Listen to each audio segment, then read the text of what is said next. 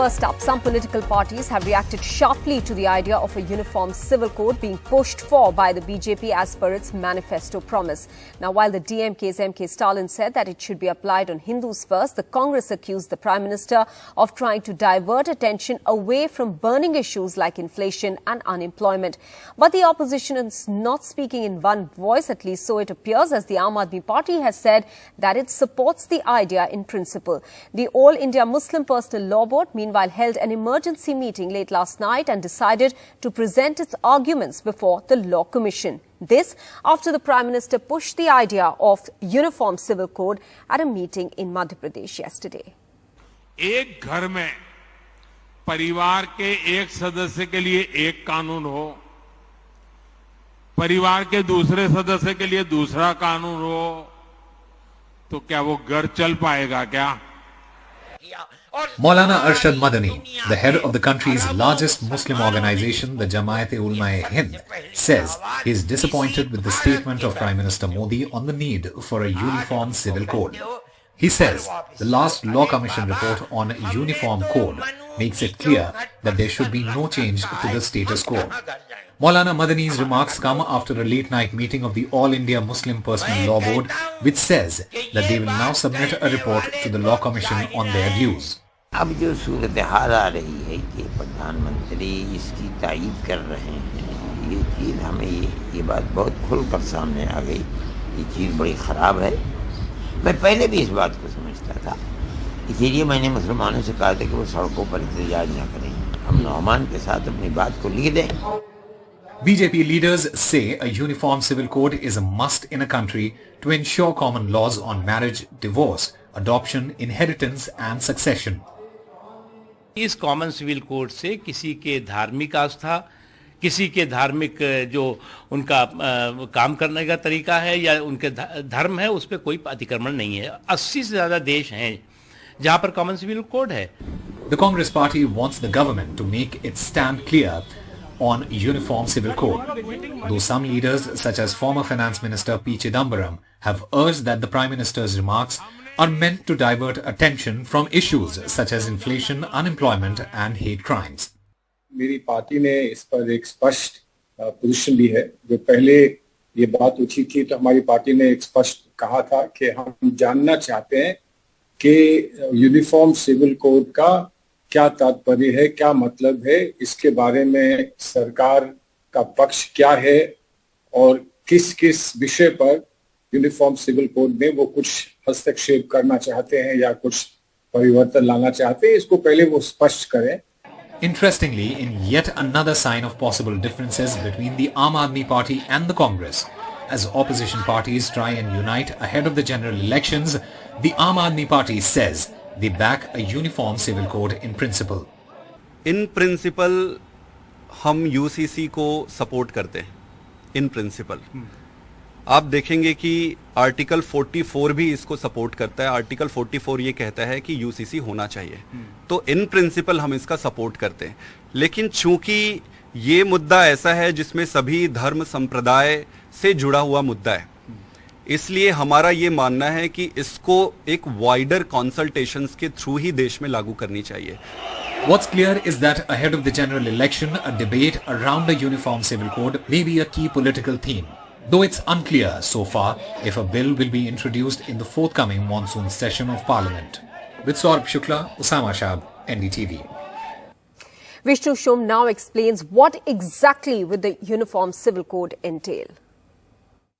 With the Law Commission of India issuing a public notice asking for a cross-section of opinions, the Uniform Civil Code, one of the most contentious themes in India's history, has come back into sharp focus. Any debate on a Uniform Civil Code needs to factor in the core theme of justice and equality in the eyes of our Constitution, while acknowledging the heart of the divergence. What is the heart of the divergence? Different religions, castes, practices, laws and beliefs. And then there's the political undercurrent that's been one of the sharpest divides on this issue and may re-emerge as a principal theme ahead of the next elections. The big question, is it time for India to have a uniform civil code? But first, a quick explainer of what it is that we are talking about. What is a civil code? A uniform civil code refers to a common set of laws governing but not limited to marriage, to divorce, to adoption, to inheritance, and to succession. What is the fundamental difference between laws? Take a look at how different faiths have developed their personal laws in India. Let's talk about Hindu personal laws. Now, these are based on ancient texts, the Vedas, the Smritis, the Upanishads, and modern concepts of justice and equality. Muslim personal laws are based on the Quran, on the Sunnah, the Ijma, and the Qiyas. Christian personal laws are based on the Bible, on traditions, and on reason. So, a lot of divergence there. What are some of the key examples or specific points which indicate how different they are? Consider this. Muslim law in India recognizes marriage of a minor who's attained puberty as being valid despite the existence of the Prohibition of Child Marriage Act. Christian women are not recognized as natural guardians of their own children under Christian law. Sikh marriage laws lack provisions for divorce, so Sikh divorces are governed by the Hindu Marriage Act. Adoption laws. Parsis do not recognize adoptive daughters' rights under Zoroastrian practices. The Hindu Succession Act discriminates between heirs of deceased men and deceased women. There must be a recognition, and we lack this in India so far, of the inheritance rights for children born out of wedlock. Certain tribes in Meghalaya, some castes in Kerala are matriarchal. They follow a female line of descent that's different from laws elsewhere in the country. While among certain Naga tribes, women are not allowed to inherit property at all. So again, a huge divergence, which brings us finally to the larger political issue. For the BJP, a uniform civil code has been a top priority, one among three. What are the other two? Well, the abrogation of Article 370 in Kashmir, that's been done. The construction of the Ram Mandir, that's essentially been done as well. Will there now be a uniform civil code in India? That is a huge debate, perhaps one of the key issues before the next general elections. Let's now turn our attention to some other stories. Congress leader Rahul Gandhi is set to visit violence-hit state of Manipur tomorrow. The visit comes even as ethnic violence continues in the state. Over 120 people have lost their lives and over 400 have suffered injuries in tensions simmering for almost 2 months now. Saurav Shukla is now joining us with more details. Saurav, who does Rahul Gandhi intend meeting and when is he expected in Imphal? Congress leader Rahul Gandhi is of course is arriving in Imphal, and of course he will first actually meet some Congress leaders at the airport, and then of course after that he will head to Churachandpur, from where he will of course meet people there and then come to Moirang, where he's expected to spend the night, again meet people in relief camps, and then after that Rahul Gandhi is expected to spend that night in Moirang tomorrow night, and then of course he will of course head back to New Delhi the next day. Now this is largely what his schedule looks like, but again as he becomes the first sort of opposition leader to visit Manipur in terms of the national picture is concerned, there is of course also some amount of criticism that he faces, and that is of course from the All Manipur Students Union, who held a press conference today and said they would protest against his visit, saying that successive governments in Manipur have made mistakes, because of which Manipur is facing the crisis that it is today.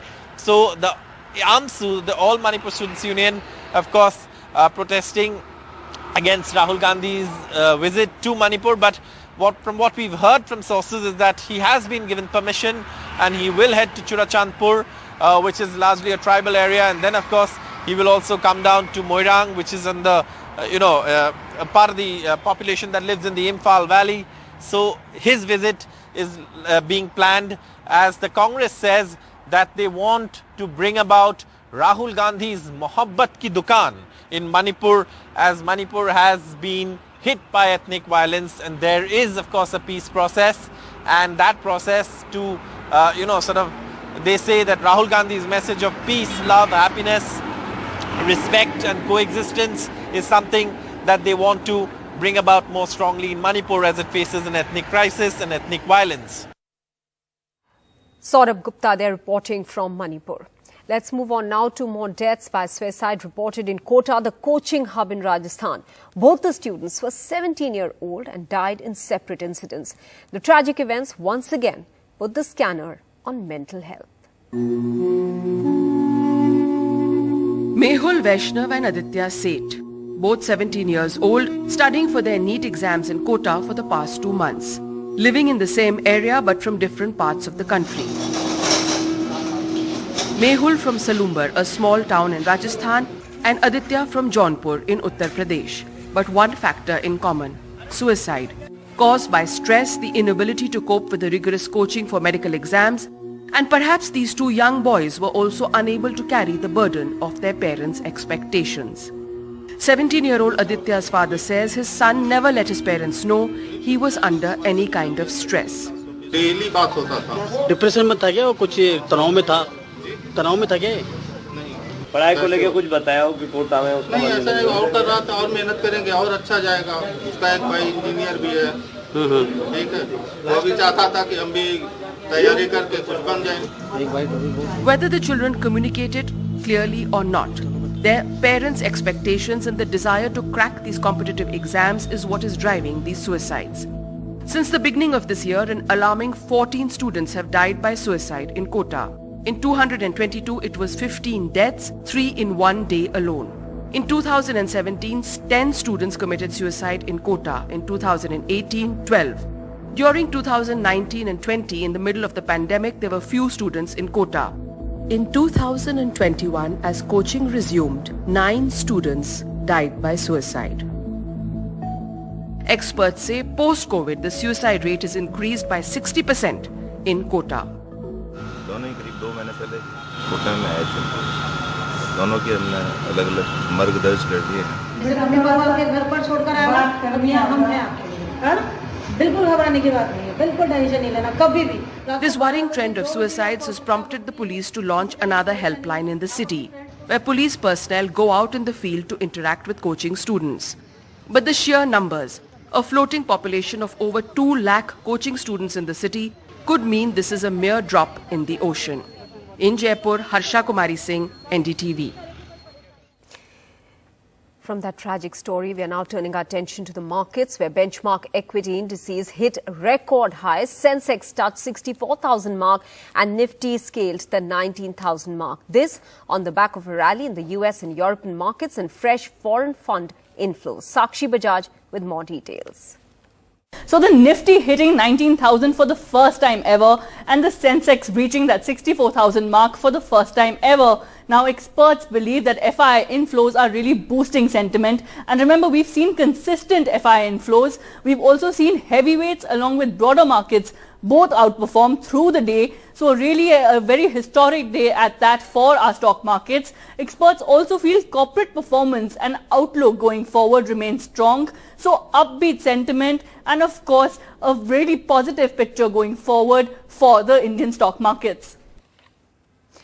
Well, Canada has announced that the government will create an open work permit stream to allow 10,000 American H-1B visa holders to come and work in the country. In an official release, Canada's Ministry of Immigration, Refugees and Citizenship said that the program will also provide for study or work permits for the family members of H-1B visa holders. Vedant explains. So, well, in a very significant move, the Canadian government has now said that H-1B visa holders in the US can now work in Canada with a work permit. So, a new work permit stream has essentially been opened by the Canadian government, and this will benefit Indian techies working abroad a great deal. Let's try and break it down for you as to what this announcement is and what it means. Well, the new work permit will hold for up to 3 years for H-1B visa holders in the US, and this will start from the 16th of July. Now, what is significant is that this study and work permit will extend to the family members and dependents of the US visa holders as well. That is significant because the relatives of the H-1B visa holders, their family members, can now stay in Canada with a study or work permit. So, immediate family members there will benefit, and this is being done by Canada in a sense to attract the best tech talent from across the globe. So 10,000 American H-1B visa holders will be allowed to work in Canada. Until the time the Canadian government actually receives 10,000 applications, this work permit stream will be open. Now, why will this be benefiting Indians? Well, Indians make up for almost 75% of H-1B visa holders in the US, and this move will also help those employees which have been laid off from top tech companies of the world. In the past couple of months particularly, we are seeing many layoffs, particularly in the tech sector. And moving now to what really is the H-1B visa. Well, it's a much sought after visa there, and it's a non-immigrant visa that allows skilled foreigners or skilled workers in a particular occupation to work in the top US firms. It also enables the US tech firms to hire set number of foreign employees, and Indians have really been cornering a lion's share when it comes to the H-1B visas, even though numbers are falling in the past couple of years. But out of the visas that have been rolled out, Indians still make up almost 75% of that number. In just last year, over 3 lakh Indians have gotten the H-1B visa. So this move by the Canadian government comes as a big boost to Indian workers abroad working in tech firms.